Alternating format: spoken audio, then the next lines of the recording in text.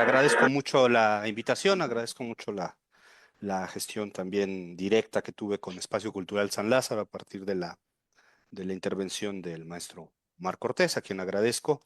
Y bueno, por supuesto, me uno a esta mesa con mucho entusiasmo de poder hablar de un conjunto de temas que atraviesan distintas escalas del análisis que desde el trabajo académico hacemos. Quisiera comenzar esta exposición señalando que vivimos una época llena de complejidades para hablar de justicia social, a diferencia del pasado inmediato signado por la preeminencia del Estado benefactor o de bienestar o sus derivaciones. 2025 nos presenta la muy difícil apuesta de encontrar discursos gubernamentales abiertamente contra la justicia social, no en el caso de México, pero sí en otros niveles del propio continente y de otras regiones del mundo, ¿no? Y esto es de llamar la atención como ha emergido una discusión introducida a partir de distintos liderazgos políticos en otras regiones del mundo que cuestionan la vigencia de la idea de la justicia social. Me permito con ese motivo rememorar o evocar a un autor que podríamos decir estaba muy comprometido con la perspectiva de la justicia, que es Albert Hirschman. Yo siempre recomiendo a las y los estudiantes de la UAM leer a Hirschman, pues él en un libro llamado Retóricas de la Intransigencia diseña lo que son los tres grandes argumentos. Él lo está pensando en casos muy específicos, pero que podrían ser los tres grandes argumentos en contra de la justicia social. El argumento del efecto perverso, todo lo que hagamos en favor de la justicia social en realidad va a causar injusticia social. El de la futilidad, ¿no? No importa lo que hagamos por lograr la justicia social, las cosas nunca van a cambiar. Eso es un argumento muy sonado. Y el del riesgo, ¿no? Que en busca de la justicia social vamos a perder cosas que hemos ganado. Este tipo de argumentos o de lo que él llama retóricas de la intransigencia o de retóricas reaccionarias que reaccionan ante los cambios, me parecen muy vigentes. Creo que mucho de lo que encontramos en la discusión pública mexicana tiene que ver con alguno de estos recursos retóricos que Hirschman estudió. Y es que el problema de la justicia social pues es tan viejo como la propia reflexión de la humanidad. Me permito aquí evocar, una vez que he señalado este primer nivel de análisis que me parece muy relevante de gobiernos o perspectivas político-estatales que abiertamente cuestionan la viabilidad o la vigencia de la justicia social, regresar a autores fundamentales de la teoría política, de la filosofía política, que nos permiten adentrarnos y complejizar frente a estos discursos reduccionistas antijusticieros los elementos que efectivamente existen como nudos problemáticos y que no son fáciles de desatar, ¿no? Pienso mucho en en dos obras que son muy pertinentes para este caso. Una es la de Etienne Balibar, el filósofo francés, que ha reflexionado a partir de tres grandes momentos. La justicia, dice Balibar, va de la mano de la igualdad, ¿no? Y en eso Balibar es muy claro. La justicia sin igualdad no es entendible, pero, dice, la articulación entre justicia e igualdad no son sencillas. Y él hace valer la dimensión eminentemente política de la discusión de la justicia. Para Balibar hay tres grandes articulaciones. Una sería la de la justicia y el poder. Voy a volver sobre cada una de ellas. La otra sería la sobre la justicia y el derecho. Y finalmente la justicia y el poder, ¿no? Etienne Balibar, un filósofo francés que ha estado en numerosas ocasiones en nuestro país y que es una figura connotada de la tradición política francesa, se aboca a desentrañar las dificultades del tema de la justicia social en el mundo moderno a partir de estas tres figuras. El poder, el derecho y el conflicto, perdón, la última era la del conflicto, ¿no?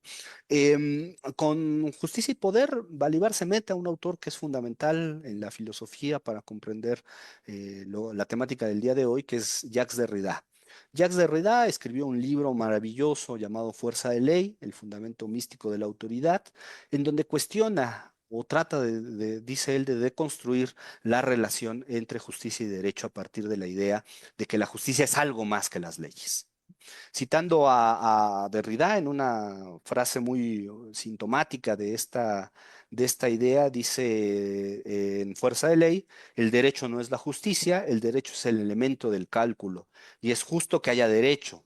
La justicia es incalculable.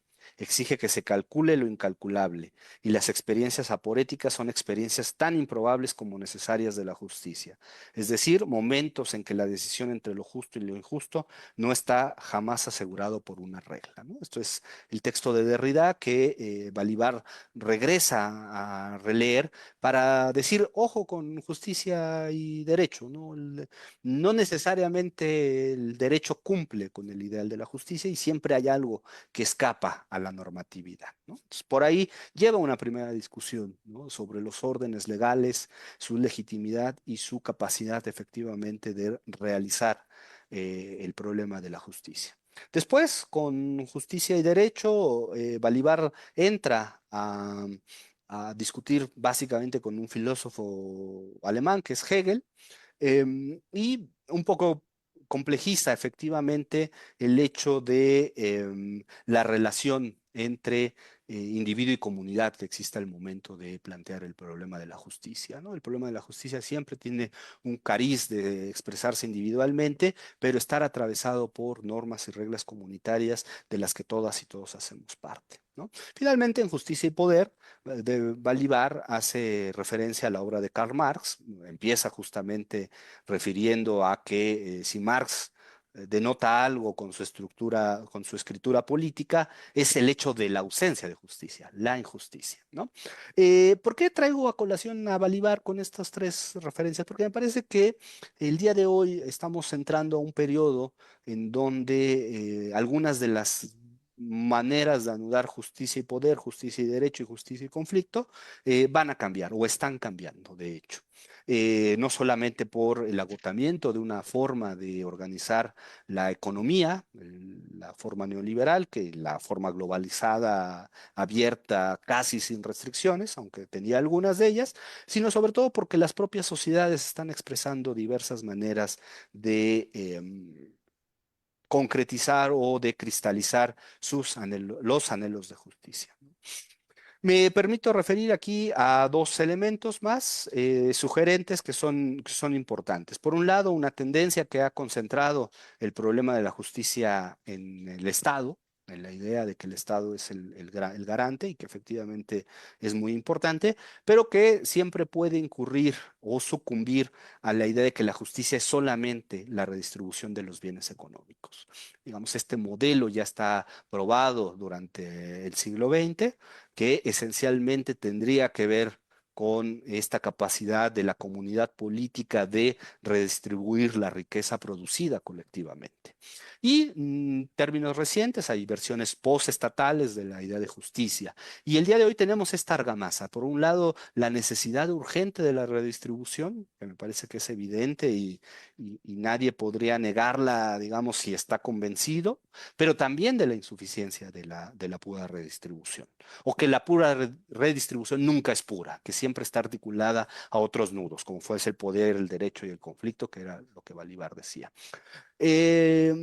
Recordando ahora un libro muy reciente, un análisis muy reciente de Manuel Todd, que se llama La decadencia de Occidente, o La crisis de Occidente, no recuerdo ahora, poco nos mete a esta discusión, porque lo que estamos viendo ahora es, en términos políticos, pero también de justicia, es el equilibrio entre todas estas maneras de concebir el problema de la justicia. Por un lado, la idea de la redistribución como el gran organizador de las condiciones materiales inmediatas, y por el otro, una diversidad de expresiones que han emergido en estos últimos 40 años, en donde la justicia trata de resguardar ciertas capacidades o ciertos derechos de lo que tradicionalmente se conocen como minorías o minoritarios, pero que de ninguna manera son minoritarios. Apunto esto hacia la última parte de mi intervención porque hay dos temas muy importantes en esta versión. Por un lado, la idea que desde la acción colectiva se ha emplazado con respecto a la justicia en América Latina. La acción colectiva contemporánea en América Latina sí apuesta, por supuesto, a la redistribución de la riqueza, pero al no haber encontrado siempre o de manera consistente o de manera permanente durante el periodo neoliberal un eco en las formas de organización estatal, ha tenido que ir transitando hacia formas postestatales.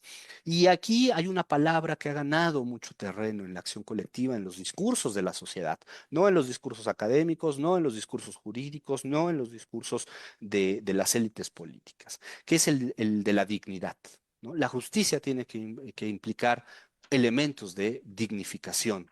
Dignificación de la vida, dignificación del trabajo, dignificación de la vivienda. La dignidad se ha vuelto un elemento, un componente esencial para entender cómo la propia sociedad entiende la justicia, la sociedad en acción, la sociedad en movimiento. Por eso refiero a la acción colectiva. Y en ese sentido, si bien hay un piso de redistribución o de ánimo de redistributivo, no se queda en lo redistributivo y trata de avanzar hacia otros espacios, otros espesores de las propias relaciones sociales, en donde palabras como que la dignidad se haga costumbre, ¿no? Una frase que ha circulado por toda América Latina, que se puede ver en México, que se puede ver en Chile, que se puede ver en Colombia, es fundamental. Y tendríamos que revalorar entonces esta apropiación colectiva, social de la propia, de los propios conjuntos comunitarios, de las comunidades políticas que han colocado en el centro a la dignidad como un elemento fundamental. Eso es por un lado. Y por el otro lado, efectivamente, tendríamos que encontrar ahora, y esta es una parte de lo que estamos realizando desde la economía social solidaria, en el caso de los proyectos que tenemos en la UAM, estamos encontrando la necesidad de articular nuevamente las muchas nociones de justicia que están en el discurso público. Se habla de justicia racial, ¿no? En muchos lugares, en Estados Unidos es muy claro. Se habla de justicia de género, ¿no? Se habla de justicia económica, se habla de justicia incluso de memoria, ¿no? De tener la capacidad de restablecer ciertos vínculos con el pasado que para algunas comunidades habían sido vedados. Y todas estas nociones de justicia que están circulando el día de hoy son muy importantes. Ya no pueden ser consideradas como fragmentos de un gran rompecabezas. Todas ellas deben de estar articuladas a partir de precisamente, o se articulan precisamente a partir de la noción de dignidad. En los trabajos de economía social solidaria que hemos venido realizando en la UAM, particularmente en un tema que aparece como lejano a esta discusión, que es el alimentario. Hemos encontrado la necesidad de volver a replantearnos nuestra propia concepción de lo justo frente a dinámicas que implican intercambios desiguales por parte de productores frente al mercado, intercambios desiguales entre las instituciones públicas y los sectores de la sociedad con los cuales se relaciona la propia universidad, en nuestro caso, y que implica una dimensión económica redistributiva, implica una relación de dignificación de las condiciones de vida, implica una lucha permanente, persistente y muy complicada frente a los procesos de precarización de la vida. O sea, la injusticia hoy tendría esta cara precaria de manera muy visible en un primer momento. De tal manera que la economía social, que es un conjunto de prácticas que apuestan por los pilares de la cooperación, de la solidaridad, del apoyo mutuo, en muchas tradiciones y con muchas fórmulas que van desde cooperativas, emprendimientos productivos, colectivos, múltiples, infinitos, me atrevería a decir. Siempre hay una nueva versión de estas prácticas colaborativas. Estamos encontrando no solamente la redistribución como un eje fundamental, básico, mínimo, sino además las expresiones en acto en los mismos, las mismas colectividades de toda esta diversidad de formas de la justicia.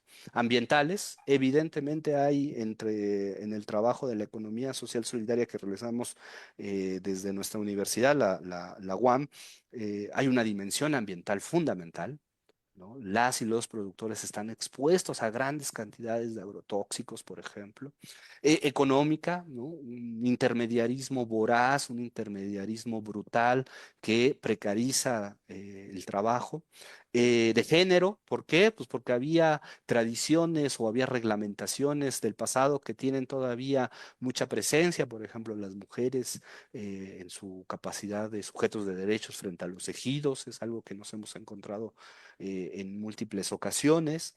Es decir, ya no es solamente esta vieja idea de muchas justicias repartidas, cada una con una política pública distinta, sino verdaderamente que replantear los horizontes del desarrollo, los horizontes de lo que estamos entendiendo por desarrollo, de lo que estamos entendiendo por crecimiento, de lo que estamos entendiendo por bienestar, nos llevan a replantear nuevamente, a rearticular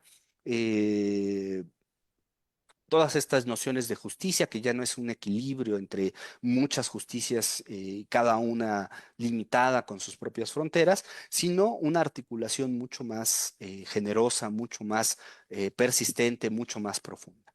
Quiero decir, a mí me sorprende mucho, además del trabajo de la economía social solidaria que hacemos colectivamente en la Universidad Autónoma Metropolitana, individualmente el trabajo sobre América Latina, la revisión de la situación latinoamericana, nos hace valorar mucho los esfuerzos que se están haciendo a partir de la política pública contemporánea en nuestro país, ¿no? Creo que estamos en un momento muy importante para replantearnos el horizonte de la justicia social, ya no como mera redistribución, sino como implicaciones culturales de largo plazo, con implicaciones en términos de la sustentabilidad, no solamente considerada en su formalidad económica, sino de una sustentabilidad que afecta directamente a los colectivos y a las comunidades. Y esto no lo digo porque todo sea perfecto, color de rosa o no haya defectos. Por supuesto que los hay en la política pública que se está emprendiendo desde el sexenio pasado y en los que ha habido algunas continuidades con este, pero sobre todo por el entorno. El entorno regional es de una avanzada discursiva muy fuerte contra la justicia social, casi me atrevería a decir preocupante, alarmante. Para que el público tenga una idea, puede ver el discurso, puede buscar, si tiene estómago para ello, el discurso de un presidente latinoamericano, el presidente argentino, en el Foro Económico de Davos, Suiza, que es un gran discurso, no grande porque lo considere grande, sino gran por el énfasis contra la justicia social. Y estamos 180 grados en México frente a esa perspectiva.